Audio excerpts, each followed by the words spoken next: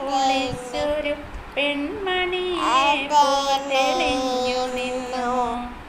ആയം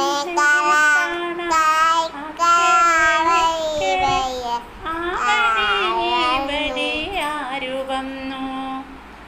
ഓരോ ചൊല്ലി ഒരായിരം കിളിയൊത്തു വന്നു. ഒരായിരം കിളിയൊത്തു വന്നു. കുഞ്ഞിനോ ചിലർ കുട്ടികളെ നടത്തിക്കൊണ്ട് ചുണ്ടു മുറുക്കി